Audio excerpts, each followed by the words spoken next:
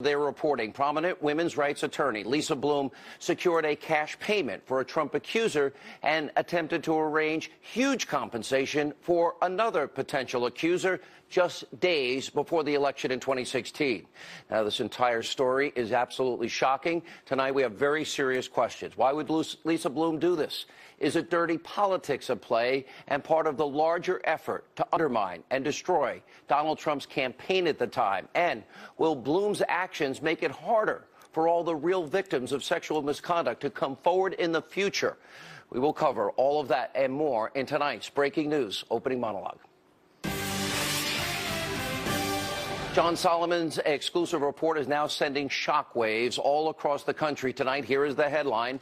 Exclusive. Prominent lawyer sought donor cash for 2 Trump accusers. Now, the details from Solomon's report are beyond stunning. Well-known women's rights attorney Lisa Bloom attempted to arrange cash compensation from donors and media outlets for women who came forward or for women who were considering coming forward with allegations of sexual misconduct against Donald Trump in the lead up to the election. Now, the Hill is also exposing that Lisa Bloom's contracts required women to, quote, pay her commissions as high as 33% if she was able to sell their stories to media outlets. In a statement to the Hill, Bloom confirmed that she did secure and attempted to secure these kinds of payments. But Bloom noted that obtaining money was not part of an effort to pressure women to speak out with accusations. Now, Bloom also told The Hill that the money was to be used for relocating clients or for security if they felt unsafe. Now, Bloom also said that she did not contact Hillary Clinton or her campaign, but Bloom refused to tell The Hill about any possible communication she may have had with super PACs tied to Hillary Clinton. And finally, Bloom added that she never encouraged the women featured in the Hill article to say things that they did not believe to be true, and the women, in fact, did confirm that. Now, we've also reached out to Bloom for comment. She responded to our request by attacking John Solomon and claiming that the report is part of a right-wing smear. However, as we have noted, Bloom confirmed all the major parts of this breaking story. Now, this includes Bloom securing money for Trump accuser Jill Harth. Remember, Harth accused Donald Trump of making unwanted sexual advances in the 1990s. He filed a lawsuit against him in 1997. She dropped that lawsuit. Now, this is what The Hill is reporting about Lisa Bloom and Jill Harth, which they have both confirmed. Now, Harth says that, in fact, she did not initially ask Bloom for money, even though her business, she claimed, was suffering from stories about her accusations. At some point later in the relationship, Bloom secured what The Hill described as a, quote, small payment from licensing photos to news outlets. And Bloom also set up a GoFundMe page for Harth. In addition to all that, The Hill is reporting that Bloom arranged for Harth to receive an almost $30,000 payment to help her pay off her mortgage. Jill Harth did tell The Hill that taking the money does not affect the veracity of her accusations. Now, we did reach out to Jill Harth for further comment. She did not answer our request. Now, The Hill also spoke to another woman. Pay close attention to this. She chooses to be anonymous. Now, this woman told The Hill's John Solomon and Allison Spann that she is a friend of Jill Harth's, and she was pressed by Lisa Bloom to go public with her accusations of sexual misconduct against Donald Trump from the 1990s. Now, before we get into those details, it's important to note that this woman supported Trump in 2016 and is friends with people close to the president, including one of his attorneys. Now, the woman stressed to The Hill that no one connected to the president forced her to reveal details about her interactions with Lisa Bloom. The woman says that the reason she chose to speak out about Lisa Bloom is because she was disgusted by the fact that Bloom served as Harvey Weinstein's attorney when the sexual misconduct allegations first surfaced against him. As for the woman and Bloom's interactions, well, this unnamed woman provided text messages, emails that showed that Lisa Bloom had a very strong anti-Trump bias. She also revealed to The Hill that Bloom appeared to have a deadline for her to speak out before the 2016 election. The timeline proves this. And the woman also detailed to The Hill that Bloom initially offered her $10,000 in the form of a donation to her favorite church. And this is where it gets interesting. As the election got closer and closer and closer, and the polls got tighter and tighter, Bloom eventually increased the offer from $10,000 to $50,000 in a personal payment. It then went to $100,000. It then went to $200,000. And then just 2 days, November 6, 2016, 2 days before the election, it went to $750,000. Now, what this means is Lisa Bloom was offering a fortune right before you, the American people, were going to choose who the next president was going to be. The woman said to The Hill that she decided to see, how much money would be offered in the end. Now, Bloom claims the unnamed woman asked for, at one point, up to $2 million. But Bloom said that was a non-starter. Here's the timeline of how all of this played out. Pay close attention. According to The Hill, on November the 4th, Bloom contacted the woman's friend, but the friend didn't put the woman on the phone because she was in a hospital bed. Bloom, according to the report, then took a flight in an attempt to see the woman, all the way in Virginia from California. And the next day, Bloom was able to connect with the woman. And then Bloom allegedly sent this text message. Here's what is quoted in the Hill report. Quote, "I am confused because you sent me so many nice texts Wednesday night after my other client wasted so much of my time and canceled the press conference." Bloom texted then on November 5th, 2016, that meant a lot to me. Thursday, you said that you wanted to do this if you could be protected and relocated. I begged you not to jerk me around after what I had just gone through. A little later, she added another text. You have treated me very poorly. I have treated you with great respect as much as humanly possible. I have not made a dime off your case, and I have devoted a great deal of time. It doesn't matter. I could have done so much for you, but you can't stick to your word, even when you swear you will. 2 days before the election, November 6th, when the woman left the hospital, she agreed to sit down with Bloom in a hotel room, and that's where, according to the woman, just 2 days before the election, Bloom offered the whopping sum of $750,000. But the woman still declined to take it. Now, to all of us, this whole thing is beyond stunning. What if it had happened? Now, a logical person can only conclude that this was about politics, for Lisa Bloom at least. Imagine for a second if this story came out on November the 6th, right before the election. Would Bloom have acknowledged that this woman received all that money to tell her story? I doubt it. How would any campaign be able to deal with that and at least have a chance to make their case? Talk about November surprises. This is one, well, that would for the record books. I want to make one thing clear. As you know, if you watch this program regularly, sexual misconduct and abuse are widespread problems in this country. We know it's true. I am the father of a daughter. I have sisters. It scares me. It is morally repugnant when it happens, and it's true, it needs to stop. It has no place in our society. We have said that repeatedly for months on this show. Victims of sexual misconduct deserve to be believed. And also, as we've been saying for months, any person that is accused of this type of behavior, and they deny it, they too deserve the presumption of innocence. And I have said that in the case of Democrats and Republicans. Numerous examples which prove people cannot rush to judgment because sometimes innocent people are hurt because the allegations are flat out untrue. Example in point, the Duke lacrosse case. Those kids were innocent, having their lives ruined. Richard Jewell in Atlanta, falsely accused of being the 1996 Atlanta Olympics bomber. He didn't do it. Remember Ferguson, Missouri, Michael Brown, the mantra, hands up, don't shoot. That was all a lie. Also, Freddie Gray in Baltimore, the media told you that those cops would be convicted. None of them were. However, what Lisa Bloom reportedly did or attempted to do cannot be discounted. Bloom claims to be a champion of women's rights and a voice for the voiceless, yet, according to The Hill, she did secure a cash payment for Jill Harth that helped pay off the mortgage and arranged another, at least attempted to, huge payment for a different woman. Now, this is the same Donald Trump that Bloom displayed a hatred for that is reported in The Hill. And all of this raises very serious questions, not only about Lisa Bloom and her motivations here, but other issues. How is the public to deal with this? Was Lisa Bloom really interested in helping women here? Or was the real goal, as you can see through the timeline and the money going up and up and up and the push to the election, was this about stopping Donald Trump from winning the White House? And why was Bloom in contact with donors? What donors? Who are they? And were they tied in any way to Hillary Clinton? Now, these types of accusations are so serious, this should all be above politics. We asked Fox News legal analyst Greg Jarrett about all of this, and here's what he told us. While it is not illegal to ask someone to donate money for a person to tell a story, it can be a crime if that money is intended to influence someone to lie in a court proceeding. It raises another question. Lisa Bloom said she vetted these women. But my question is, okay, how carefully did you vet it? Show us the information. We'd like to see the vetting that took place. I'd like to see the evidence, the date, the times, specific examples. What has been uncovered by the Hill here is huge because it appears to fit a much larger pattern of attacks against the president.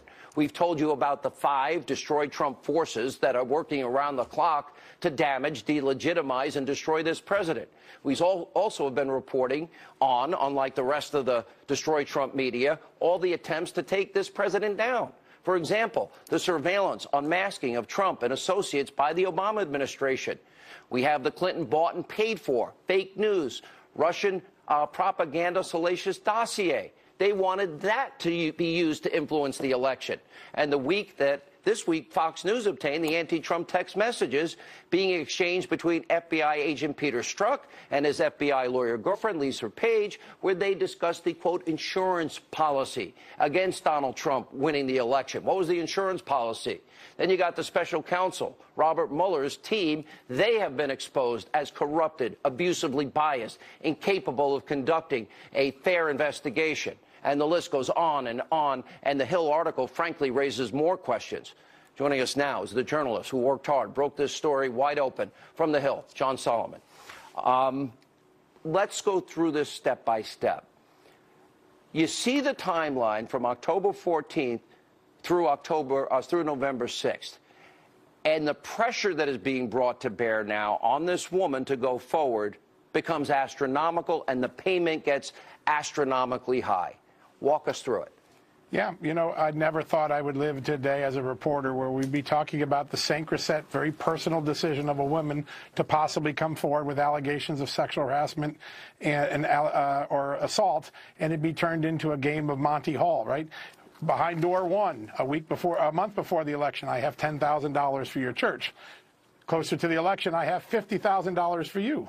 Behind door 3, I have $100,000. But door 4, $200,000. 2 days before the election, I have door 5, $750,000.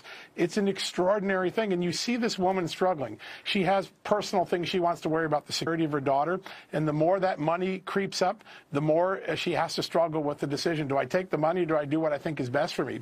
It's an extraordinary story, and I just never thought we'd live to see the day where money was being thrown around like it was some sort of deal-making.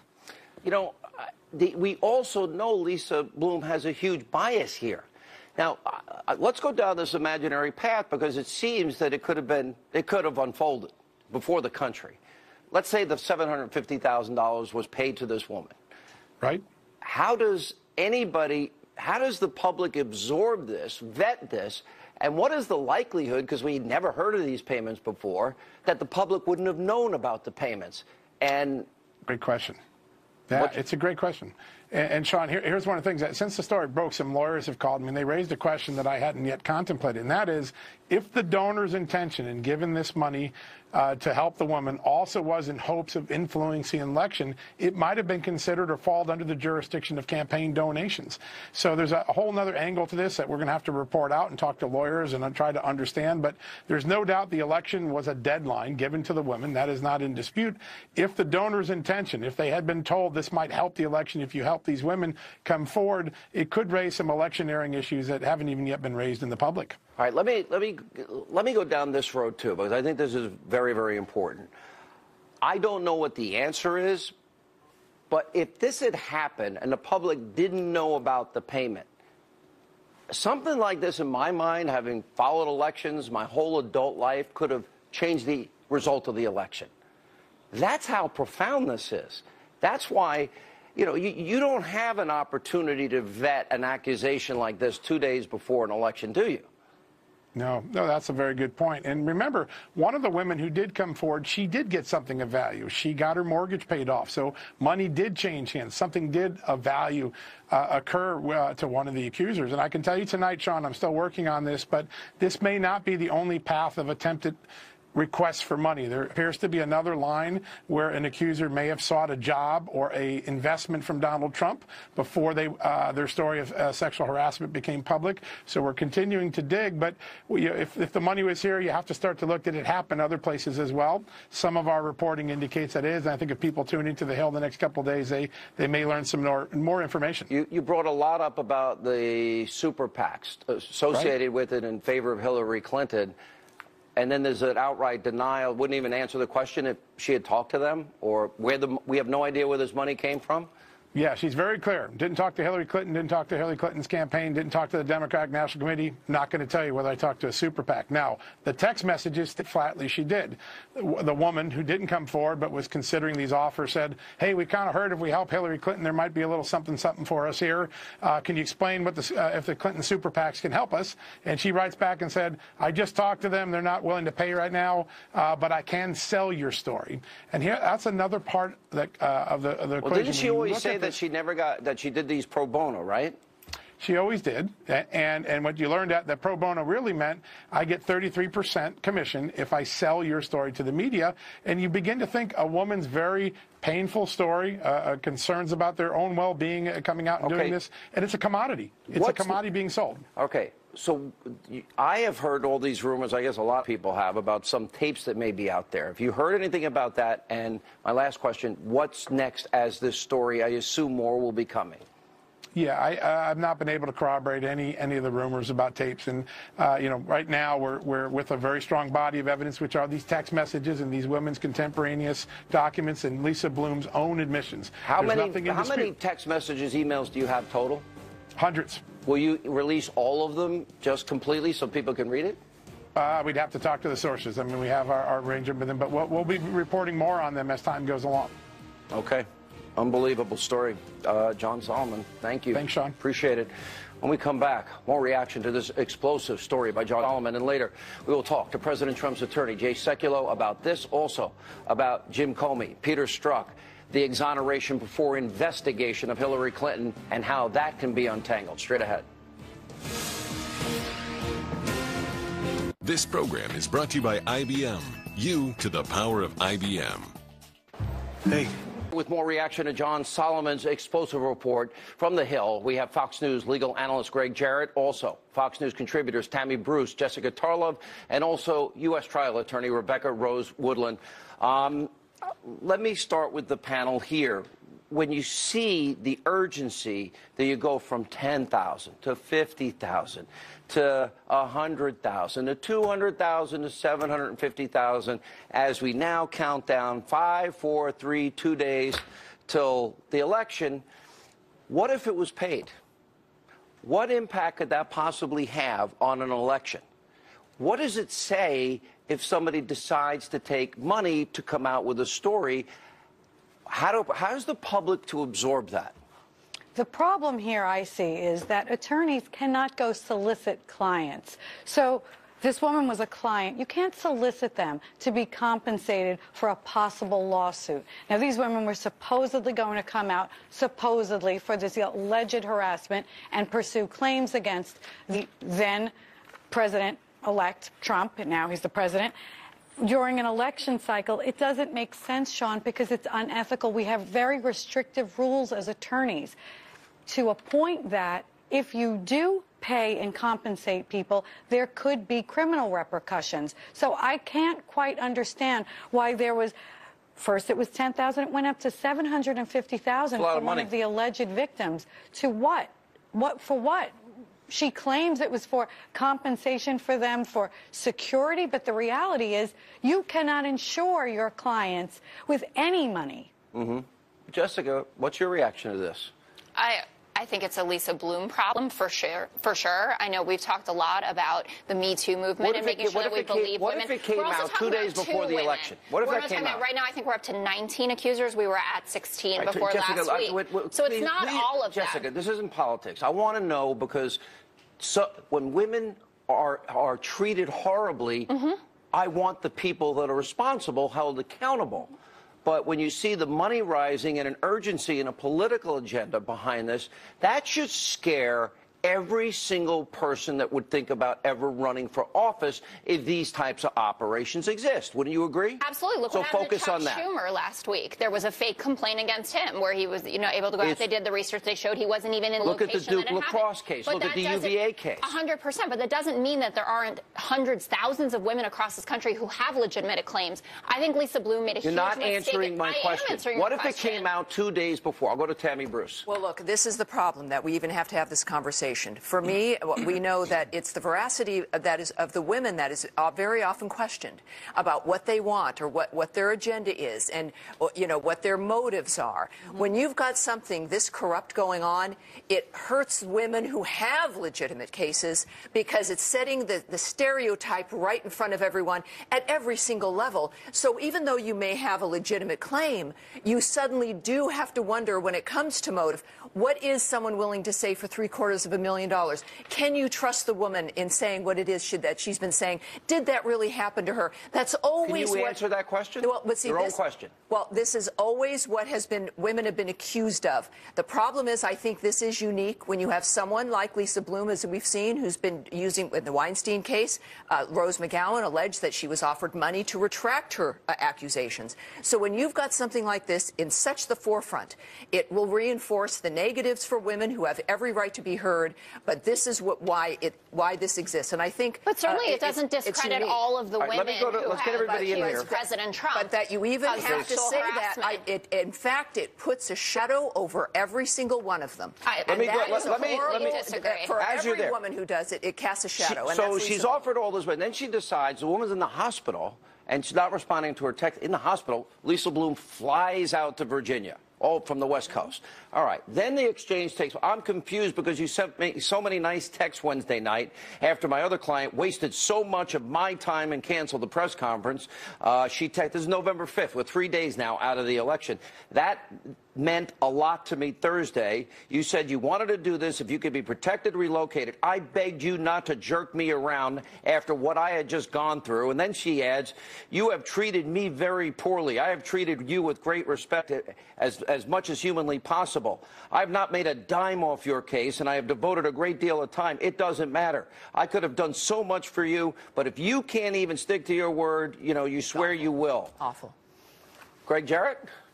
Lisa Bloom does not come out well in all of this. She appears to be driven by political animus to bring down Trump and to make a buck off the whole thing. Now, look, it's not illegal for a donor to pay a person to tell the truth, but if the intent of the donor is to get a witness to lie or embellish a story in relation to a court case like sexual misconduct, there's no evidence of that. But wait a minute. But Greg, there's no evidence, too, that they really cared about veracity. For example, Greg, is there a big difference between a tabloid newspaper that pays for stories, the way the public views them in terms of credibility, versus a news organization which should not ever take money? I know they pay for pictures, right. A backdoor way to pay people sometimes, but it's really a difference, right? We know that these tabloids pay. Yeah. Sometimes they're right, sometimes they may not be. They don't have the same standards as a real news organization, right? That's right. Look, in the O.J. Simpson murder case, the key witness in that case who saw him fleeing the scene was never called to the witness stand because she sold her story to the tabloids and prosecutors knew she'd be shredded on the witness stand. But news organizations, it's even worse. And the worst witness against Lisa Bloom is her own client who said, you just want me to bury Trump. For what? For personal gain. All right. Greed. Let me have an exit questions from everybody.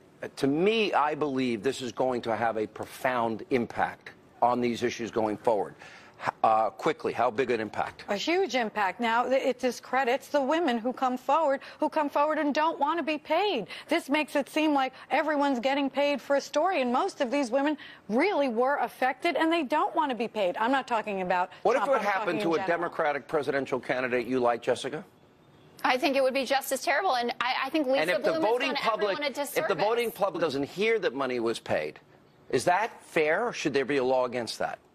I mean, I don't write statutes, but I think no, I said should there be. I didn't ask if you write them. Should it be a law? It sounds like there should be as much information, as much transparency as possible. 2 days before an election, somebody makes an allegation, Tammy, does the public have a right to know in that case? I think the public has a right to know as much as possible, but let me tell you, this is also just what we do know now.